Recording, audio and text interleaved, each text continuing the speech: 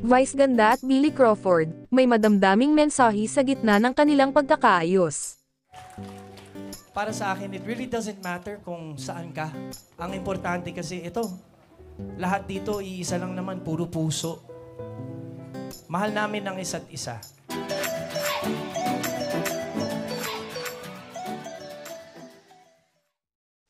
Ginulat ng mag-asawang Billy Crawford at Colleen Garcia ang kanilang dating co-hosts at ang madlang people nang muli silang bumisita sa kapamilya noontime show na sa It's Showtime. Sa pambihirang pagkakataon at hindi inaasahan ng lahat, nagsilbing special guests ng Team Vice Ganda, Sean, at Jackie ang dati nilang co-hosts na sina Billy Crawford at Colleen Garcia kasama ang kanilang anak na si Baby Amari. May temang, Dreams, ang konsepto ng It's Showtime hosts, kung saan sinabi ni Vice na bagamat, actions speak louder than words, may mga bagay pa rin na mahalaga na sinasabi. Sa gitna ng kanilang performance, nasepresa ang studio at ang madlang people nang makisaya rin si Billy kasama ang mag-ina niyang sina Colleen Garcia at Amari. Matatanda ang nagkaroon ng isyu na umano'y may tampuhan sa pagitan ni na Vice Ganda at Billy simula nang lisanin ni Billy ang noontime show. Ngunit nagulat ang lahat sa balitang nag-unfollow umano sila sa Instagram accounts ng isa't isa noong Nobyembre taong 2021. Sa pag-guest ni na Billy at Colleen ay natuldukan na ang matagal ng alingaw na hanggang ngayon ay hindi sila okay. Pero inamin ng komedyante TV host na nagkaroon sila ng hindi pagkakaunawaan noon ni Billy. Tingin po sa kaalaman ninyo, okay na kami ni Billy, ani ni Vice Ganda.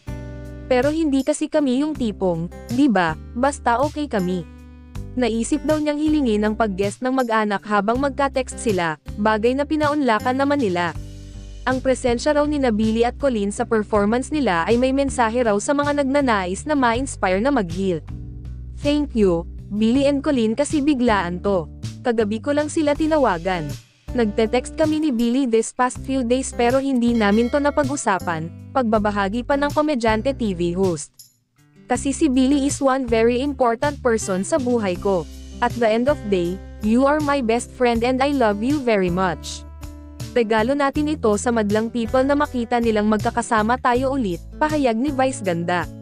Nagsorry naman si Billy kay Vice, sa madlang people, at mga kapamilya. Aniya, ginawa lamang niya ang mga ginawa niya dahil gagawin niya ang lahat para sa kanyang pamilya. Kwento naman ni Billy, bago pa ang lahat ay hiniling na sa kanya ng kanyang ama na magbati na sila ni Vice. Thank you, Vice. Happy anniversary, first of all, to us. Marami akong realization this past months.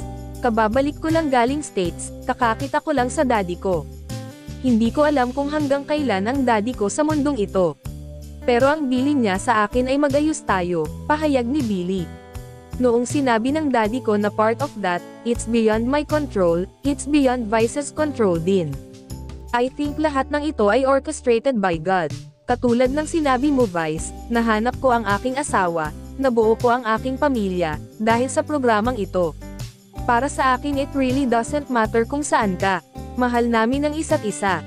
Lahat ng pamilya nagkakaaway, nagkakalabuan, but at the end of the day, in God's time, siya na rin ang baalang mag-ayos.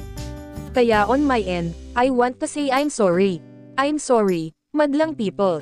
I'm sorry, kapamilya. Nagpapakumbaba lang ako na gagawin ko kasi ang lahat para sa aking pamilya at kasama na rin po kayo doon, madlang people.